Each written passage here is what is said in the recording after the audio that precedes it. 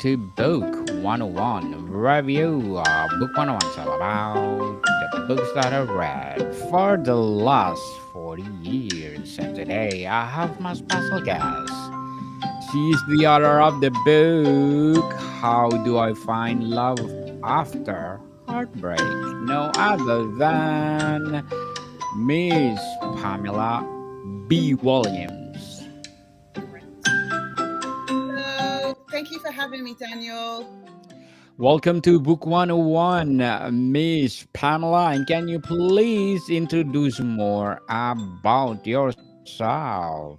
Okay. Well, my name is Pamela Williams. I was from London, England, and I moved here 25 years ago. So I'm proud to be here. I'm a citizen now. My background is in social work with a strong emphasis on psychology and sociology, where I worked using that as a social worker. And then I wrote my memoir, and How Do I Find Love After Heartbreak? And just the trials and tribulations I came through with that, and understanding how to become more resilient and move through pain. I made it my purpose to become an emotional intelligence coach because I wanted to help other people deal with pain, manage stress, and move through. Because we're always seeking pleasure, right? But Yes. if we can learn to not just chase pleasure, but to, when pain reaches us, move through the pain, then pleasure will find us. So I am all about helping people. I love doing that. That brings me joy and experience in life. Certainly, Miss Pamela Williams. Thank you so much for sharing your knowledge to the world. Was the book based on your personal experience with heartbreak, or is just only your creation, Miss No, Pamela? my book was born from my experience of heartbreak. And when we use the term heartbreak, it's easy to associate that with a romantic, right, heartbreak. But when I wrote my story, yes, that was part of it. But heartbreak is anything that really hurts you, be it grief, something that you've lost, feeling unloved, anger. It was born from my story of being abandoned 10 weeks before my boyfriend and I were going to welcome our son into the world. He decided he didn't want to be part of that, knowing that I had a serious medical condition. And I then had to pick up the pieces in a foreign land by myself as a single parent with my son, while dealing with other factors that come with toxic people. And so going from the depths of despair and finding joy, finding love, finding myself, that's what propelled me to write my story, to really bring hope to other people. So it came out of an actual experience and not something that I conjured up. So, Miss Pamela, in your opinion, what is the most important first step someone should take after a breakup? Oh, the most important thing you can do is acknowledge that you've actually had that experience, right? You lean and you Yes. tap into support. None of us can heal or move through any pain cycle without support, be it physical, friendships, or if you're a spiritual person, right? So support is paramount. But in order to move through the cycle, you have to acknowledge that something happened to you. So my emotion, obviously, anger is what showed up for me, but underneath anger is another emotion. Anger is a secondary emotion. So the first step you have to do is accept literally what has happened by accepting your reality. Then you can begin to reflect and make sense of what happened and feel your emotions and therefore release your emotions, which of course is really difficult to do when you're in pain, right? Yes, But definitely. yeah. Totally agree, Miss Pamela. So, what are your struggles in writing How to Find Love After Heartbreak? My struggle with writing was the initial process because I knew that in order to write from an authentic space and place, I would have to revisit the emotions of how I felt, right? Yes. Because what I did was, in order to get on with life and raise my son, I stuffed my emotions. And it's something that a lot of us do every day. It's a survival mechanism. Instead of dealing with abandonment like a core wound, so rejection, abandonment, feeling unloved, powerless, we tend to stuff those emotions and they become blind spots so that we can move forward in life.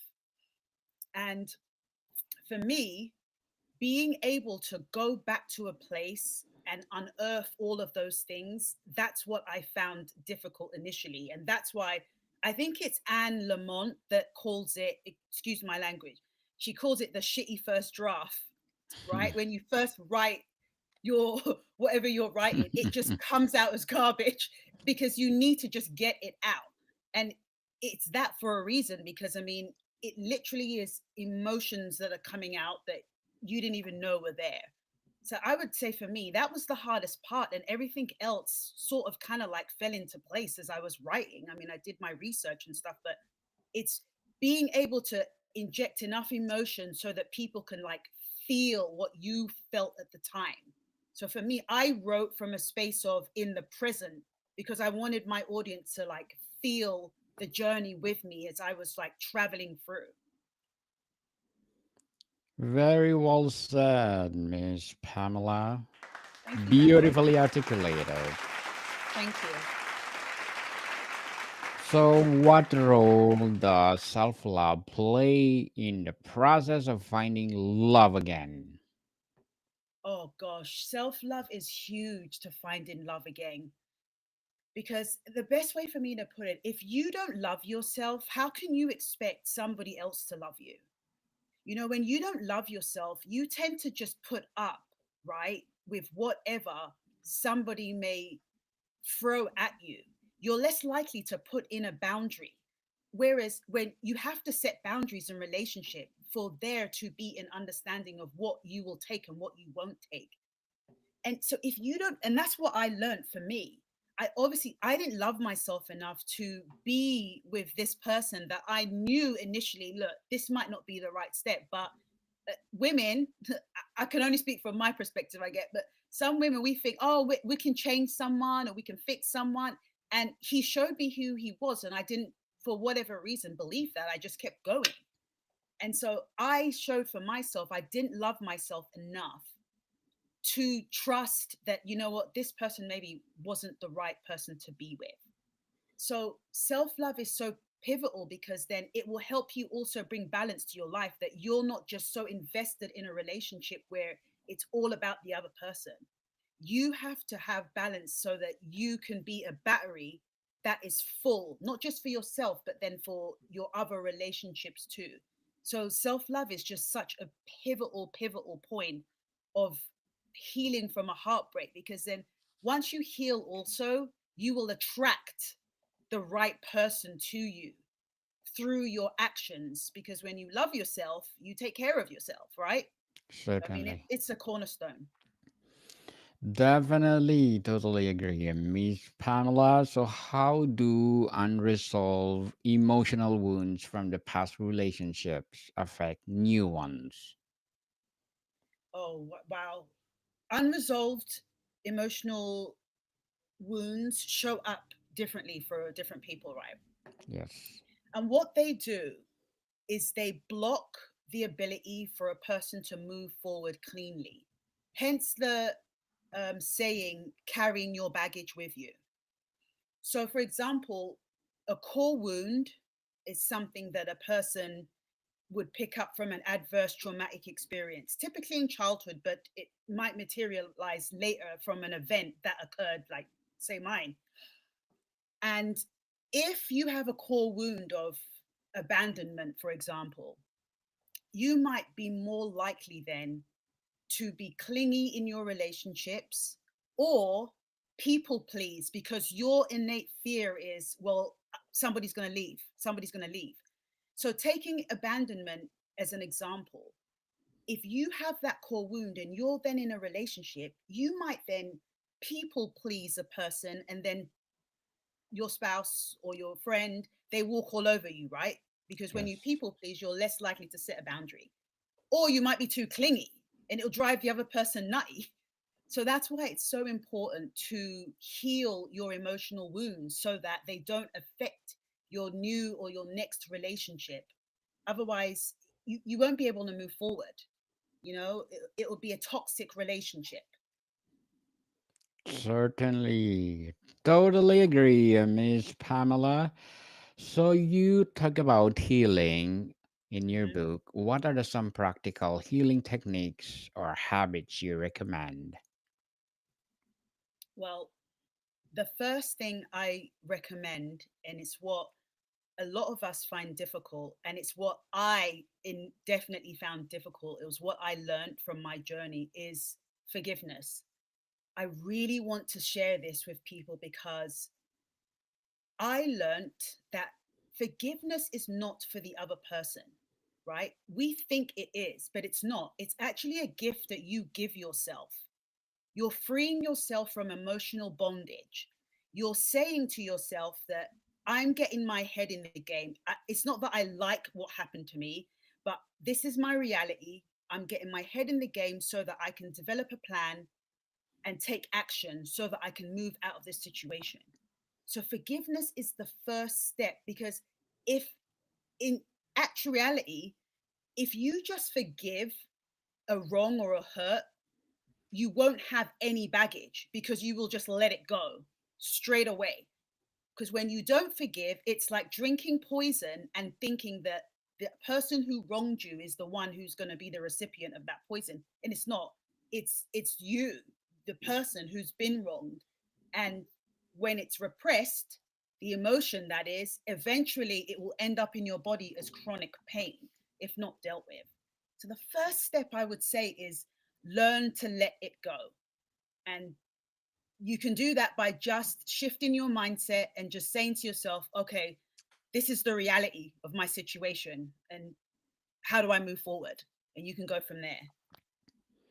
Yes, people let it go and live at the moment. So how does vulnerability factor into opening up to love again? Oh, vulnerability, vulnerability. You know what? There is no relationship without vulnerability. I mean, just look at your own lives. If you don't have vulnerability, then how can you be open? To me, vulnerability is like, and the analogy, the best analogy I can use for it is that the heart is like a door, right? And when you've been hurt, there's a propensity to just slam that door. Who wants to open the door, right? And possibly get Yes. hurt again. But the only way that you're gonna let love in, not just for yourself, but for somebody that you can share that love with, is to be vulnerable enough to open that door. Because you might be able to get some love under the creak of the door, but it's not going to be enough. So vulnerability is important. That's the act of actually opening the door to face and see what might happen.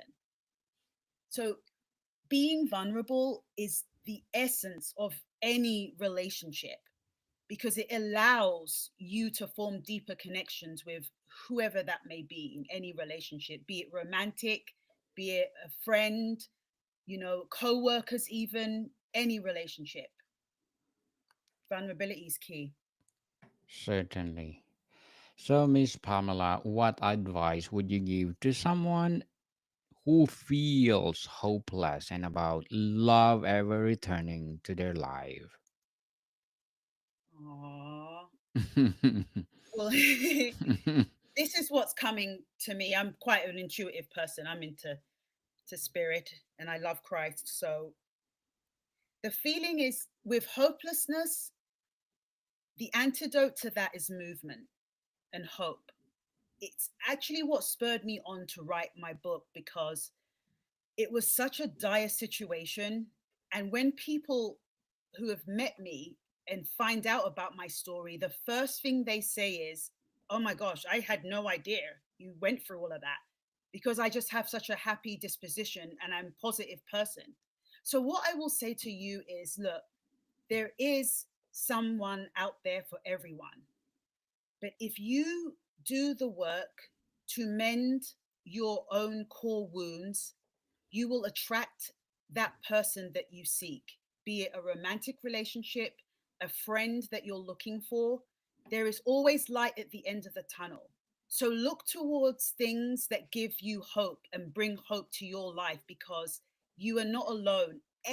Everybody at some point in their life has gone through some type of loss that's broken their heart. So don't think that you are the only one in this situation because you are not. And you will meet and attract the right person to your life when the time is right. Trust in the divine timing of your life. Miss Pamela, beautifully articulated. And thank you for your advice. Thank you, Daniel. I hope people will follow it. I hope so too, Daniel. The world would be different, I'm telling you. Yes. So what will be your short-term and long-term goals in writing? You know, I am a person of, I'm an artist too. And obviously, this was my first book, Yes. but I already have a couple more that I'm going to write. They're in the process right now. I know that this isn't the only one. And I actually write poetry as well. And so, what my process is when I get a dose of inspiration, I just jot it down, excuse me, in my notes section of my phone to keep it. So I have other stories in the pipeline that to do with marriage because obviously I'm married now, and the way that my first book ended, it actually will then translate into this next book I'm writing, which is the pitfalls of marriage and how you can basically lose yourself when you are in a long-term um, relationship or marriage, but then how you then find yourself again. So stay tuned for that. Stay tuned, people, and good luck to your goals, Miss Pamela. And Thank looking you, Daniel. forward, yes, looking forward for more and more and more empowering books like this to come. So, how does forgiveness of self and others play into the journey of finding love again?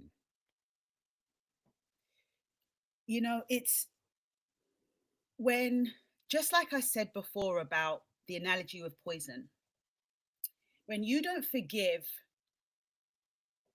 a hurt that's been done, it is like drinking poison yourself and thinking that the person who hurt you is going to be the recipient.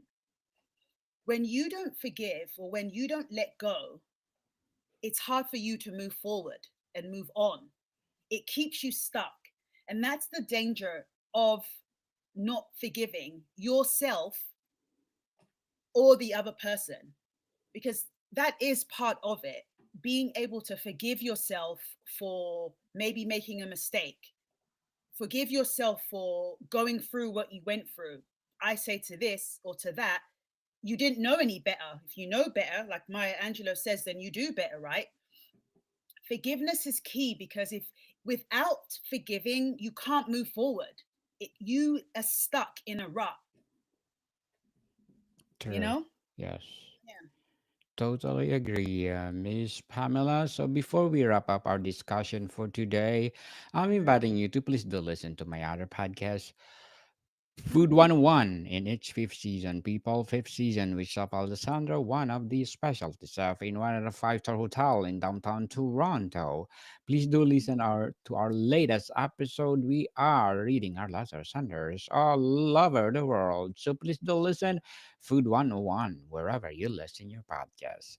So Miss Pamela, if you could leave readers with one message about love after heartbreak, what Mhm. would it be?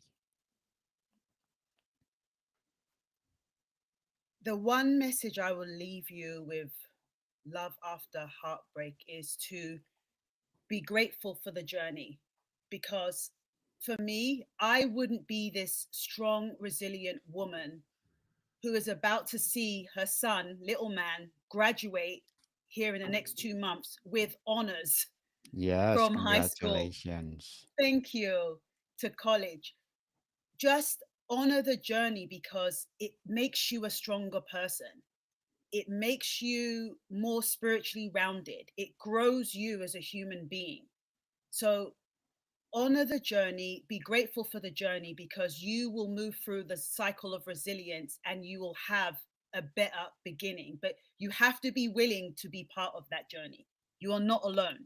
You could do You can do it, people. Enjoy and be grateful for that journey that God giving you another day, another life, right? it. Yes. So, Miss Pamela, thank you so much for sharing your knowledge to the world. So, can you please invite our listeners to support your debut book? Thank you so much, Daniel, for the opportunity. I would love that. If you want to carry on the conversation some more, I would love to have you. I'm available on LinkedIn, and then I'm also on my website. There's some free resources for healing and such there for personal development and moving through emotional pain. It's ramoniministries.com. I would love to see you there. And then also my book, How Do I Find Love After Heartbreak? It is available, my memoir, on Amazon today. Yes, people, support Miss Pamela Williams because if you support her, as I said, more and more and more empowering books like this to come.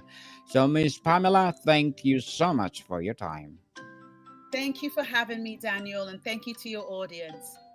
More to come, people. See you soon.